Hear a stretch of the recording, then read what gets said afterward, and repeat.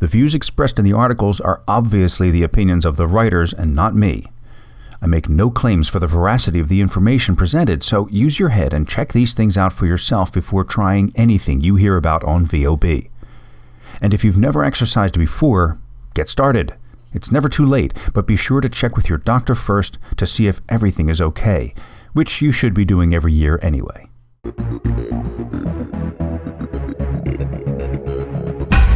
Welcome to Voices of Bodybuilding, Episode 4, the audio magazine devoted to fitness and bodybuilding. Our fitness article this week comes from T Nation and is called The Best Damn Workout Plan for Natural Lifters.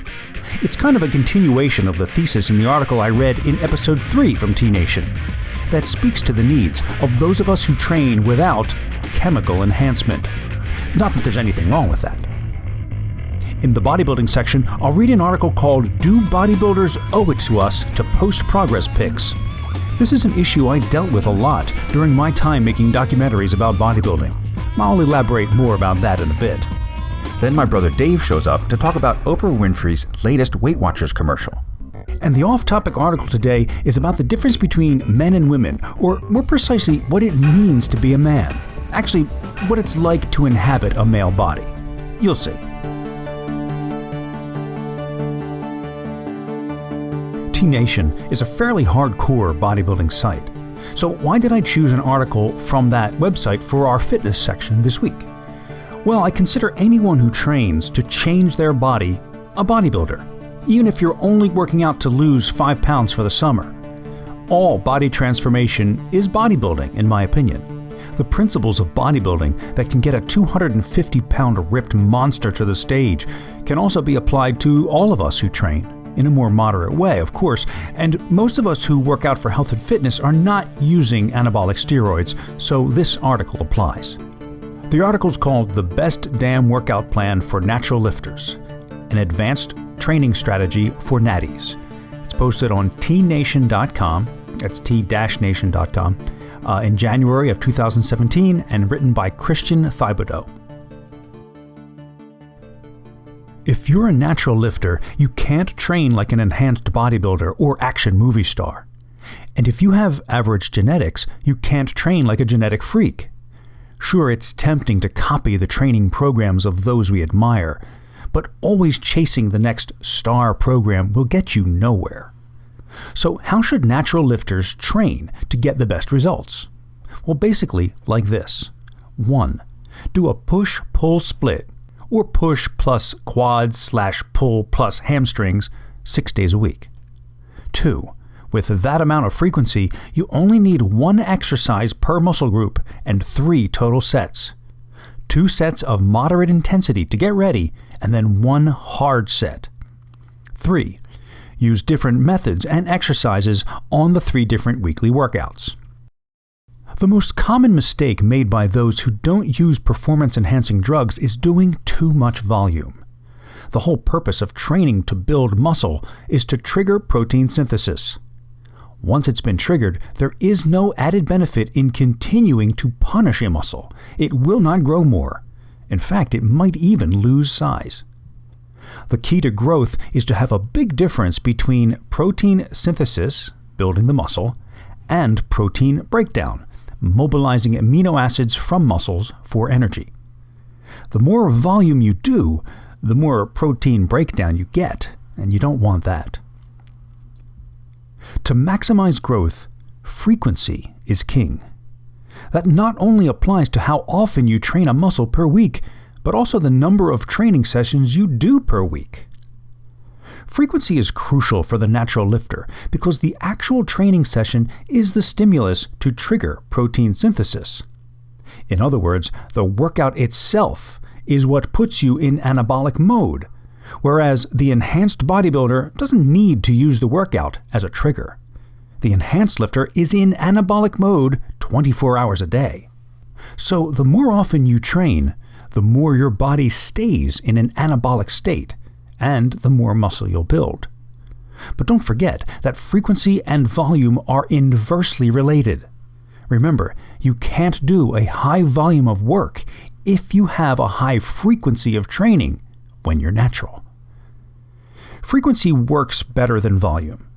Hitting a muscle 3 times per week is the optimal frequency for a natural trainee, with a low volume to compensate for the increase in frequency. Train 6 days a week, doing short, low-volume workouts, hitting half the body each time. That's the only way to get the optimal frequency without the excessive cortisol release. So the best split, both physically and psychologically, is the push-pull split. Now the pulling muscles are the hamstrings, back, and biceps. The pushing muscles are the quads, pecs, delts, and triceps. Each push or pull workout will have 4 exercises, 1 per muscle group, maybe 2 for back since it's made of many different muscles. Workout A, the pull workout, looks like this: a hamstring exercise, a lats or a back width exercise, a rhomboids or rear delt exercise, and a biceps exercise. Workout B, the push workout, looks like this: a quad exercise, a pec exercise, a delt exercise, and a triceps exercise. You do 3 pull workouts and 3 push workouts 3 times per week, using different exercises at every workout. While you can use any exercise you want, when possible I like to use 2 multi-joint exercises and 1 isolation exercise. For example, our first hamstring workout of the week might consist of Romanian deadlifts, while the second might consist of lying leg curls. The third hamstring workout of the week, the isolation move, might consist of glute ham raises. You will do 2 preparation sets for each exercise. These are sets where you get the feeling for the weight and decide what training weight you'll use for the work set. It also gets some blood in the muscle to increase the mind-muscle connection. Now these sets are not typical warm-up sets. They're done with weights that are close to your working set weight. Or you can even use the same weight as your work sets, but maybe do fewer reps. Basically, your level of effort on these 2 sets is about a 7 out of 10. Then you'll do 1 all-out work set. This will use a special technique, which I'll explain below, and needs to be taken to technical failure. But don't go to the point where you need to cheat to get the weight up. These special techniques will only be used on the 3rd and last set of each exercise. Technique 1. Heavy double rest pause. Pick a weight you can do around 4 to 6 reps with. Do your 4 to 6 hard reps, rest 10 to 15 seconds, do another 2 or 3 reps, rest 10 to 15 seconds, and then try to get an additional 1 to 2 reps. Always use the same weight. You only do 1 set of this special method. Technique 2. Maximum mTOR activation. The key here is how you perform each rep. Accentuating the eccentric or negative portion and loading stretching are the contraction types that increase mTOR activation the most. So with this method you'll do as follows. Lower the weight over a 5-second count while tensing and flexing the target muscle as hard as possible at all times. Hold the full stretch position for 2 seconds per rep. Do 6 to 8 reps just like this, and on the last rep, hold the stretch position for as long as you can tolerate. Again, you only do 1 set of this special method. Technique 3.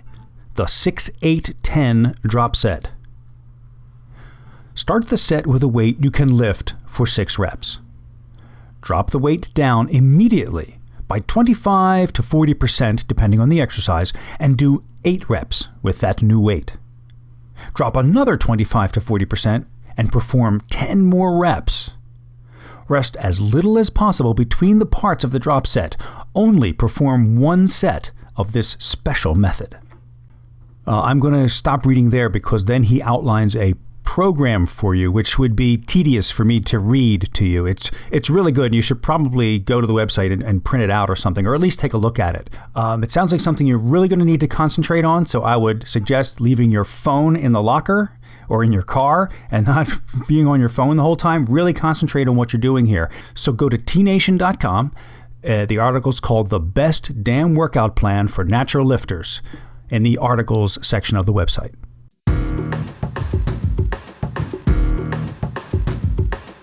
Our bodybuilding article this week comes from ironmagazine.com. It's called Do Bodybuilders Owe It to Us to Post Progress Pics? Now, this was definitely an issue I had to deal with as a bodybuilding videographer and photographer. You know, on the one hand, you have the fans, rabid for any kind of information and eager to see the progress of their favorite athlete. And on the other hand, you have the athletes themselves who not only consider what they are doing an art, so it would be like asking a painter to show you his creation before it's done, but the athletes are often, too often, subject to the ignorance of internet trolls who don't know what they're looking at or are just looking for any reason to knock someone down. So I was always caught in the middle, wanting to be responsive to my audience, but also having to maintain a relationship with the athlete. And sometimes a lot of them would be adamant that I not show anything before the big show. And several times I had to delete a video and re-edit it to crop out some revealing shots. So anyway, let me read the article and see if you agree or disagree with the author. This is by Matt Weik on ironmagazine.com. Do bodybuilders owe it to us to post progress pics? In an industry that is judged on appearance, do bodybuilders have the right to hide their physique during their prep, or do they owe it to the fans to showcase their progress leading up to a show? In my opinion, I feel as if bodybuilders should be contractually required to show progress pics leading up to shows, or at least the big ones like the Arnold Classic and the Mr. Olympia contests. In the IFBB contract, they should have to sign that they will post at least up to the last 4 weeks leading up to the show. This can be something as little as a post each week leading up to the show, or as much as every day or multiple times a day leading up to the show. Bodybuilding isn't a sport like basketball where no one really cares about the practices leading up to the game. They primarily only care about the game itself. Does anyone get excited seeing baseball players in the gym working out? I don't think so. But the sport of bodybuilding is different. As bodybuilding fans, we look forward to seeing how our favorite competitors are progressing in the off-season, as well as during their preparation for a show. There's a transformation that happens, unlike in any other sports that are televised. So while I understand that some competitors want to put their head down, go into hibernation, and put in the work necessary under the radar when getting ready for a show, let's not forget who puts money in their pocket when it's all said and done. That's us. We fill the seats. We come out to show our support for these athletes. Sure, the supplement industry helps fund much of every contest out there, but it's the fans who ultimately make it a reality. If the fans weren't coming out, sponsors would keep their money and not invest in sponsoring a show or having a booth at the expo, which, by the way, is insanely overpriced with little to no return on their investment. But that's another topic to discuss in a separate article. Bodybuilders owe it to us, the fans, to be engaging. We fill the seats, and if it wasn't for us, the sport would simply disappear. In traditional sports, journalists and fans can pay attention to trades, new contracts, drama in the locker rooms, etc. With bodybuilding, we don't get any of that. The only thing we get to focus on are the physiques of the competitors and their training. If a competitor doesn't share progress pics, we have nothing to talk about, and it truly isn't fair to the fans to be left in the dark for months at a time. The old saying, out of sight, out of mind, holds true. If you aren't engaging, fans will find a new competitor to follow, or they might just bail on the industry altogether. Again, this is just my personal opinion, and there will be many who disagree with me, and many others who think everyone deserves their privacy. To me, it's no different than traditional athletes or celebrities who put themselves in the spotlight and then think they can go live a normal life without people watching their every move. They are entertainers. They know going into this what they're getting themselves into. If they don't like it, then get out of the industry. You get paid for entertaining all of us. You signed up for this. No one forced it on you. Leading up to the 2016 Mr. Olympia show, there were several bodybuilders who went rogue. No word of their progress, no images shared on their social media showing their prep, and quite frankly, leaving many people wondering if they even signed their contract to compete at the show. While some jumped on stage for guest posing in the weeks before the show, others were on lockdown, focusing solely on their prep and putting all of their energy into training, eating, and resting. This is fine, but fans still want to see what goes on in their life during the prep for major shows. There's an excitement surrounding it. Think about how guys like Big Ramy, Victor Martinez, and Rolly Winkler broke the internet when they posted some progress pics in 2016. People want to be entertained by these competitors posting images. Again, I might be in the minority here, but I feel that bodybuilders need to engage their fans and followers during their prep. Some updates during their off-season I would also feel is necessary. For instance, people love seeing how huge Big Ramy is in the off-season. Likewise, many people enjoy watching guys go from a bloated look in the off-season and diet down into a shredded gladiator. So for me, I'd like to see something contractually put into the agreement that holds competitors accountable for posting updates of their prep at a minimum. It gives us all something to look forward to and talk about. What are your thoughts?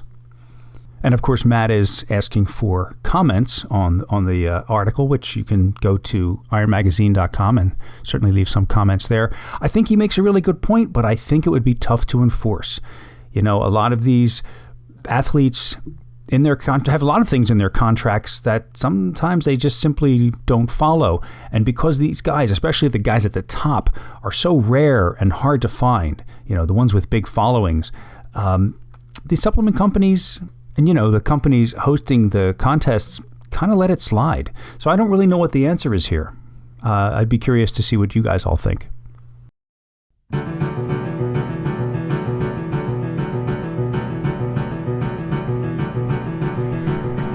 So here we are, it's episode 4, and I'm welcoming my brother Dave back to the podcast for his segment where he rants about something that is on his mind. And what is our topic this week, Dave? I'm going to rant about my leg. We all know about your leg. We covered that in episode 1. It hurt. It's not... Well, you don't understand. Dude, I'm laying here on the couch right now. Yeah. I'm just looking down at this Frankenstein scar on my knee.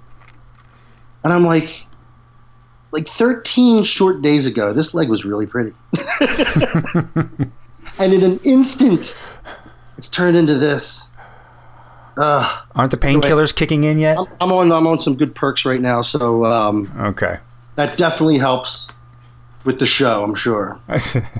Well, we'll see. Let's see what you have to talk about this week. It could be incoherent. Do you think people would listen to an incoherent me? Because it's me. Probably. What? Probably. They did before on the first call out. Oh my God, they so did. You guys got pretty wacky. What is wrong with people? We may have to, in a future episode, really talk about why the first call out ended and the privacy issues and all that kind of stuff. I have no problem. If you think we can navigate around that. I have no problem with that because, I mean, it may need to be told at some point because people were very confused as to why I stopped that show, and there was a definitive reason for it. Yeah. Well, let's tease that for now. We'll talk about that in a future episode. Okay. So this week, what's on your mind? Oh, dude, have you seen the Oprah Winfrey commercials for Weight Watchers? The one where she's standing in a leotard, looking like any one of them. Just pick one. Yeah, there's one where she's standing in a leotard and she looks heavier than ever and like a stuffed sausage. She looks awful. And she's going on and on about how great this I just have so many problems with this. But you know what? This is exactly why Planet Fitness does well. Yeah. Because it appeals to and caters to the average American who can relate to a weight loss struggle and not a weight loss success. If she was getting on there and she was thin, lean with a six-pack, I believe her relatability would go down the tubes. So wait a minute. She fucking knows that. Wait a minute. You're saying that Oprah Winfrey is a quote-unquote fitness icon because she keeps failing? Because she can't get fit. Yeah. Because she can't get fit. And look, all right, I had bronchitis on top of everything else. I'll cut that part out. And here's the thing that I have a real problem with. She gets on there all the time and she's like, I love bread, so I eat fucking bread. Yeah, that's the one I saw that. Stuff my face with bread, and I eat whatever I want. Look, you can eat whatever you want. I do, and I'm never deprived. Yeah, and you look it. You look fucking horrible. You look like you're never deprived. You look like you eat bread. You look like you don't deny yourself the foods you love. All the things you're saying. That would be a really interesting factoid, Oprah, if you were saying that and you looked great. But you're saying that and you fucking look like it. And here's the other thing I have a problem with. She knows damned well. She's always talking about with these commercials how she's staying in her comfort zone with her eating and not suffering too much, not getting out of that zone. But she knows damn well that her success in other areas of life required her to go out of her comfort level, to sacrifice things, to do things she didn't want to do. And yet she's touting that, well, with weight loss, you don't have to do that to be successful. But guess what? In the rest of her life, she did that to be successful. She's full of shit. I'm sure. You know how tough it is to produce a talk show like the Oprah Winfrey Show for all those years? She must have sacrificed a lot of relationships and time and a lot of hard work. And she knows in her heart of hearts that in order for her to be successful with her weight loss and take it all the way to where she wanted it to be, she'd have to adopt that same mindset with the foods that she eats. She knows that. But she's never going to say that. No one wants to hear that. Mm-hmm. She doesn't want to hear that. And she won't do that. Amazing. Yeah, so I love bread. I eat bread. So and here's the quote of quotes. I love this. You can eat whatever you want. You just have to make better choices. Those statements are completely diametrically opposed. Yeah, that's a contradiction. By definition, if you're eating whatever you want, you're not eating the things that are best for you. I thought you were going to say you can eat whatever you want. You just have to control your portions. That would actually make some sense. Right. Well, she doesn't say that. You just got to make better choices. Well, if you're making better choices, by definition, you're not just eating whatever you want, whenever you want. Well, knowing that this is the mindset of most people out there, how do you overcome this when you've got somebody walking into your office after having seen that commercial and then they come to you? Well, the bottom line is that for my average clients, I offer something very, very flexible. So, I'm not locking somebody into the 6 foods that work. I don't do that. And that's something that's a complete misnomer when it comes to me. People think, you're the Dave. You're going to make you eat 6 foods. Well, no, I'm really not, even if you're a competitor. In fact, I just had a competitor yesterday who had a problem with one of the foods that was on his plan. And one of the foods that he had a problem with was one of the quote-unquote original 6 foods that work. Wait, let me guess. Tuna, right? Mm-mm. No? He had a problem with sweet potato. What? Why? How come? Well, and this is not the first time I've experienced this. He said that he really doesn't feel good eating them. They bloat him. Oh. They make him feel sluggish. However, when he eats rice, it doesn't feel bad. It feels good. It digests easily, and he feels good and he has energy. So guess what I did? Yeah.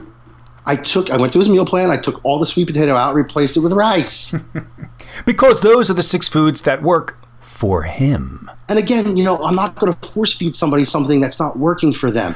Every single situation is different. So if he's not metabolizing, it could be the fact that the fiber is too high. It could be the fact that the glycemic index is too low. It could be some of the micronutrients in there. It could be maybe he's anything. But that was the thing. That was always the thing about the 6 foods thing, was that you never said it was for everybody. You just said it was for you. Right, exactly. But, as with everything else, it gets misinterpreted. And again, if we're looking at titles that grab people, and you say, these are the 6 foods that work. Well, I'm the one that put the title on the video. Thank God you did that. Makes everybody angry. Because it's got like 17 scabillion views because of that. Yeah. It really made people angry. But the bottom line is this. this kid is not digesting them well. Can we return to them later? Maybe see if we can start to reincorporate them? Yeah, but do we have to? No. Is it a magical food? No. I can get him shredded on rice. I've done it with myself. Okay. So you're not locked into any one thing. But with my average client, you surely have to understand that what we're trying to achieve, and I go a little more in depth than Weight Watchers does, which is counting points, obviously. Yeah. I come up with their meal plan based on the approximate number of macronutrients that they should have each day. Where should their protein be, their carbs, and their fats be by the end of the day? And then we fill it up with foods they like. It's easy to do that. And it's easy for a person to follow that. But you're not just eating whatever you want. Do you think commercials like that are actually detrimental to the general public? Well, they definitely fill their heads with ideas that I have to erase once they get in the office. But yeah, I do think that they can cause harm because what they set you up with is an unrealistic idea of what can be done to achieve these weight loss goals that you have, or what needs to be done. And it may minimize, and that's the whole idea, is that these commercials attempt to minimize the amount of actual sacrifice that is truly required to do something. Like, to transform your body has never been easy. You can't do and eat whatever you want. You have to have some sort of a regimen in place, and there have to be sacrifices made. That's got to be tough for you to convince most people of that. And I can only imagine when someone's sitting in front of you that you can tell whether or not what you're saying is sinking in or whether they're rejecting it. I can always tell. Yeah, I can always tell. Luckily, I have a way of wording things, presenting things that does eventually get through to most people. Can I get through to everyone? No. But I think I lead by example, first of all. I know I walk the walk, I talk the talk. So when someone watches me go through my day and they see my cooler and stuff, I'm not saying that they have to do that, but obviously the person they're looking towards for their information does all that. So certainly I could get them to their goals. Exactly. So there's a certain level of trust. Once you have someone's trust, they will listen to what you have to say, and they will try their best to fit it into their lives and make it work. But, Oprah's she's being irresponsible because she's presenting this in a way that even she knows is not true because she's still fat. So what she's doing is she's basically touting the blueprint for people to stay fat but feel okay about it. In essence, you feel what I'm saying? Yeah, that's true. We did a video a few years ago where we talked about how you can tell whether someone's going to be successful or not successful at the beginning of a diet and exercise plan. And although that video is still on the Mike Pulcinella YouTube channel, and it's worth checking out, including a bunch of other videos that we did just for anyone who's curious, I think it's worth bringing up again. Some of the ways that you can tell if someone's going to be successful. And I mean for people to hear this so that they enter into something like this with the right frame of mind. Usually when someone comes to see me and I go through the whole explanation of my program, then I present the price and they say they want to do it. I'm not saying every time, but usually if they want to put it off to like the first of the month or this thing's coming up, so they're going to do it right after this event. Oh, I have a party and I'm going to do it after that. Or I'm going to wait till this. Or the March 1st, I think I'm going to do it because I need to start on a good, clean first of the something. When they do that, the assumption can be that they're not going to be successful. Am I always right with that? No, but I'm rarely wrong. Someone who really, really wants to start yesterday. Once I've told them how the program works, once I showed them what can happen in the time frame it can happen, once I outline their goals and I show them how this is going to happen and how we're going to do it together, and they're all excited, they usually want the meal plan right then and there, and they don't want to wait another week for it. When that happens, I feel like the person's going to be successful. When they're willing to wait, like if it's like the 7th of the month and they're like, I'm going to wait till the 1st of that, dude, really? 3 weeks? of continuing to do the shit that you've been doing. Oh, no, not continuing to do, binging on the stuff that they think they're never going to be able to have again. Well, that's usually the case, and they come back to me heavier. Yeah. 10 pounds heavier. So I just ate everything in sight because I knew I was going to start this. Well, really?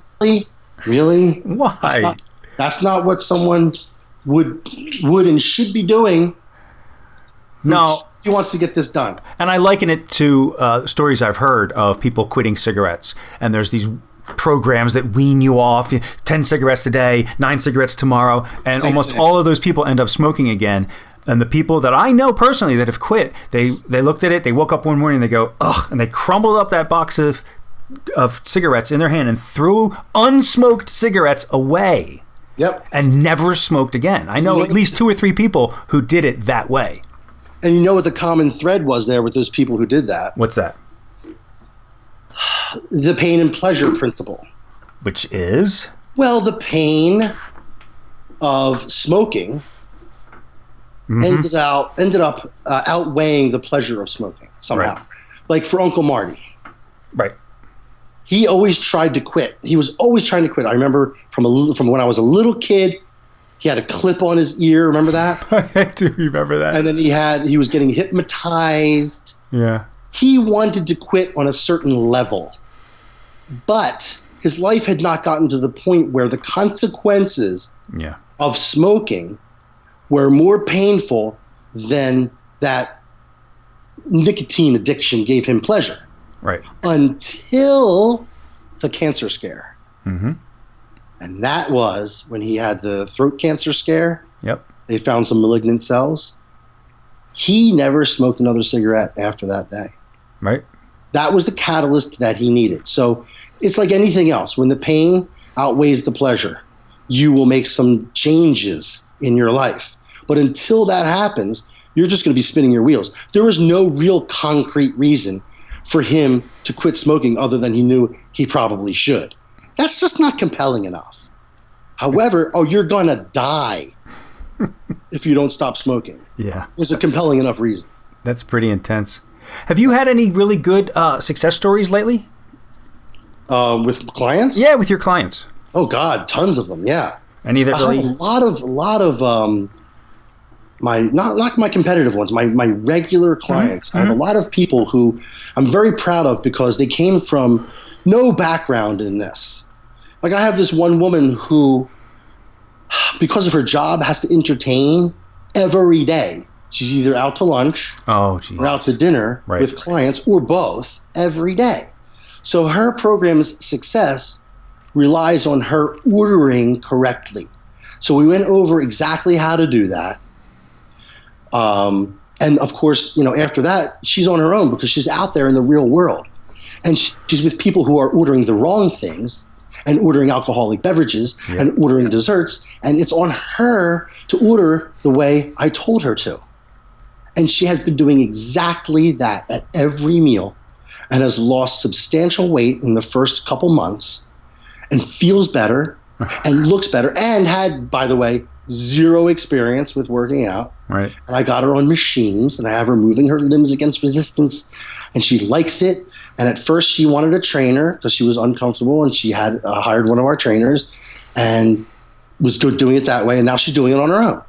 And she's probably enjoying her food because it's still in a good restaurant and they're still making delicious food, but it's just the choices that zero problem with the food she's eating. Has she told you that she's gotten any blowback from the people she's sitting with? Like, come on, just have a cheeseburger with us, that kind of thing? Actually, she has not run into that, which is helpful because that is really tough. I don't care who you are, how iron-willed you are. That's still a very difficult situation.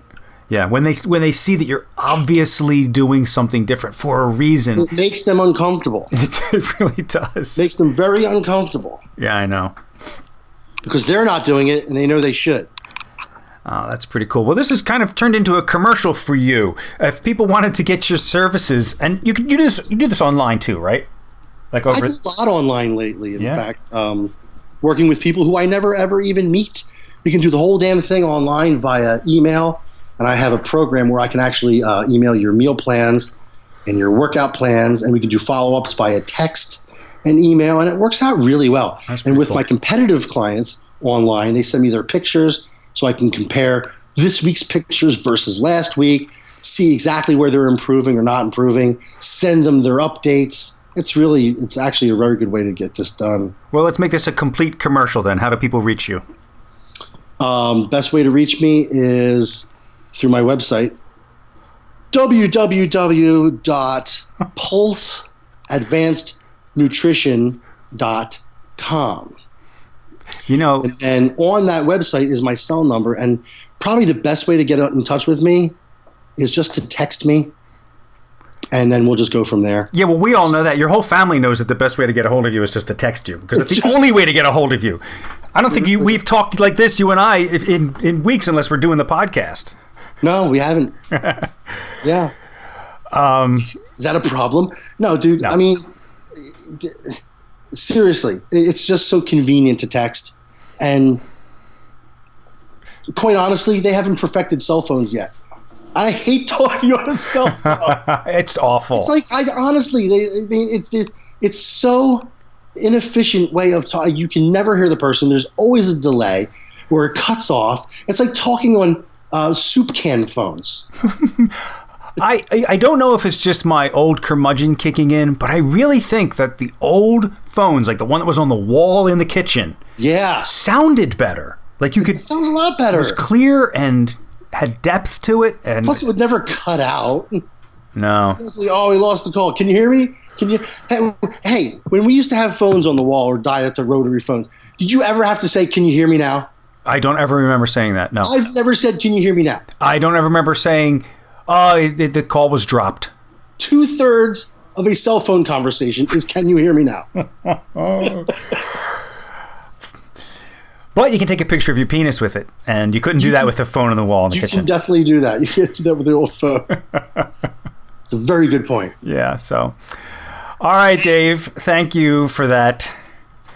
Yeah. And we'll see you next week. Always good to be on the show, bro. Thanks.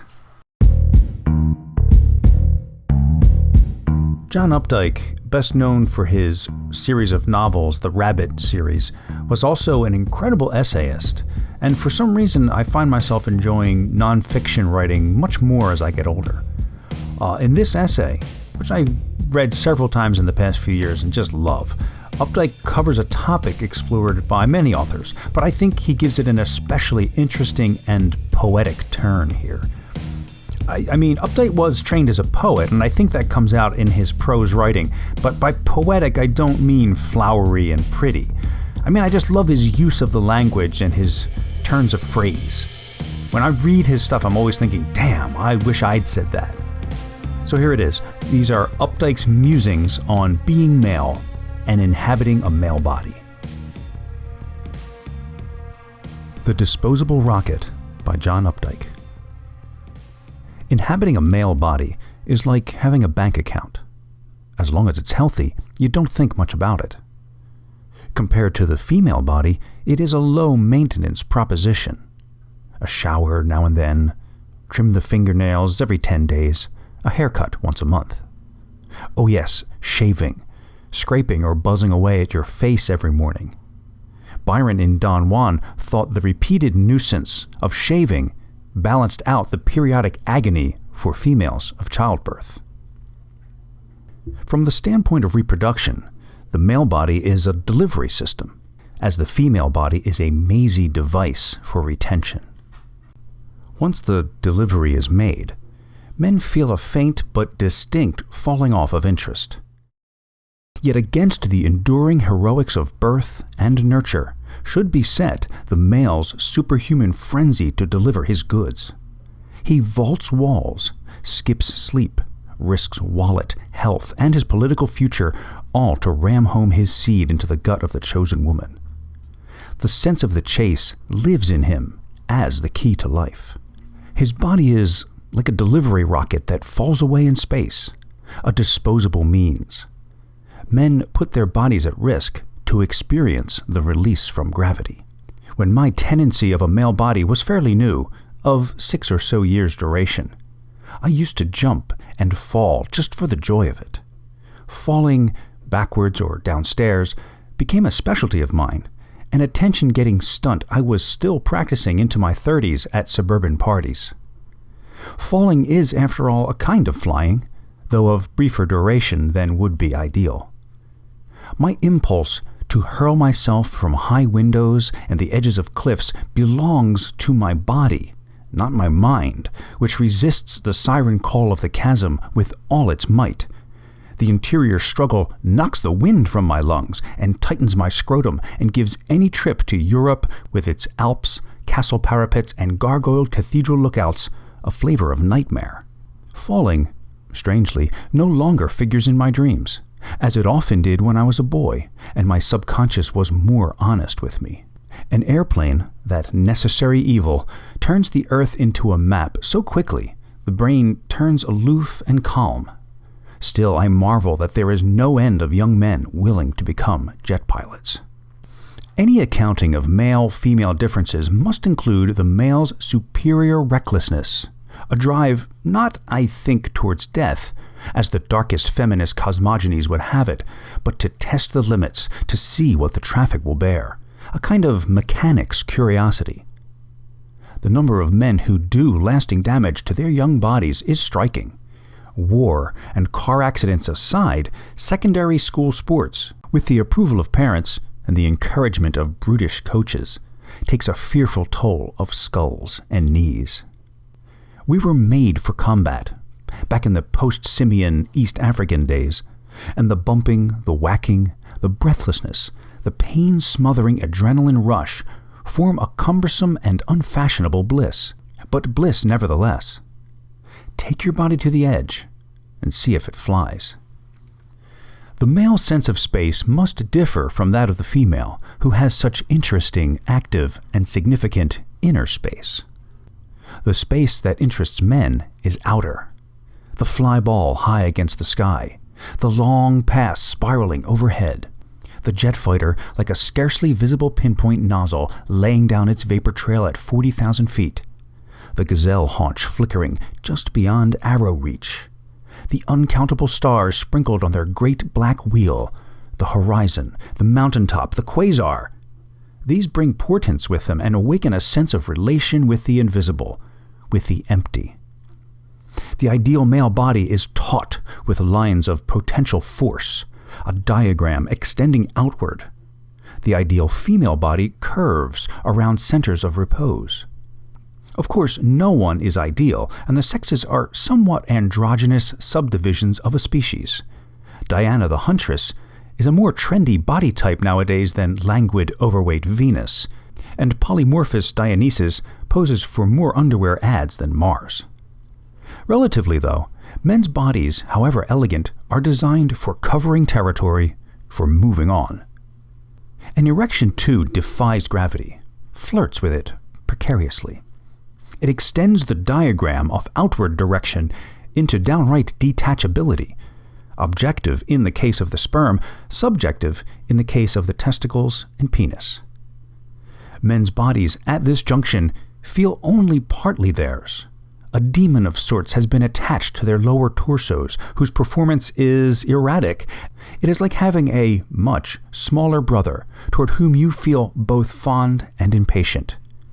If he is you, it is you in curiously simplified and ignoble form. This sense of the male body, being two of them, is acknowledged in verbal love play and erotic writing, where the penis is playfully given a pet name, an individuation not even the rarest rapture grants a vagina. Here, where maleness gathers to a quintessence of itself, there can be no insincerity, there can be no hiding. For sheer nakedness, there is nothing like a hopeful phallus. Its aggressive shape is indivisible from its tender-skinned vulnerability. The act of intercourse, from the point of view of a consenting female, has an element of mothering, of enwrapment, of merciful concealment even. The male body for this interval is tucked out of harm's way.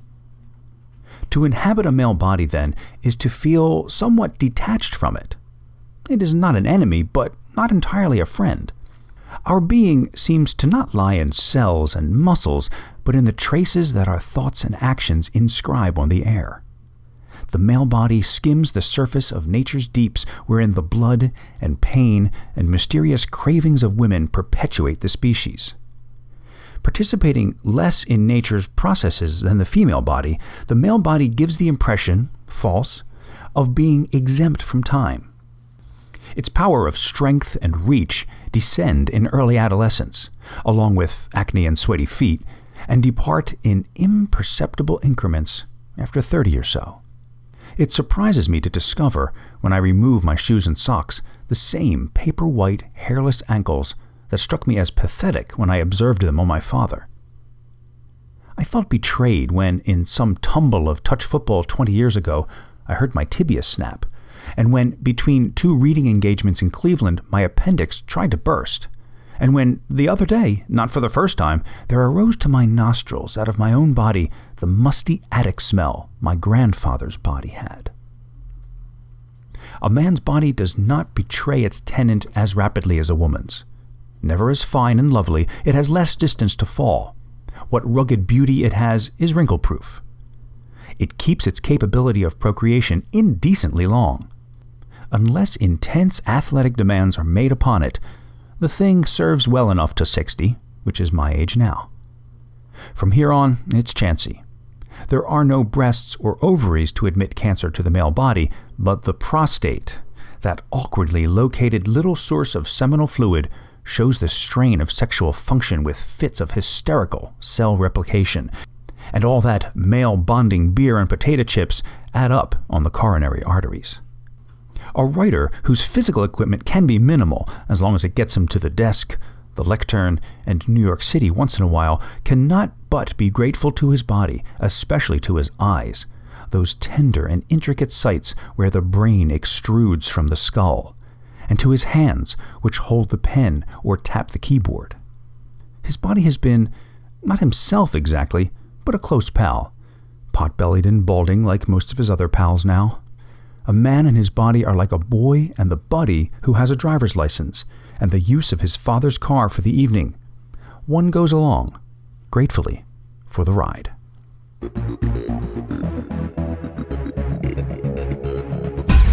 Thanks for listening to Voices of Bodybuilding. Just a reminder that you can send me articles to be considered for this podcast at mike@mikepulcinella.com.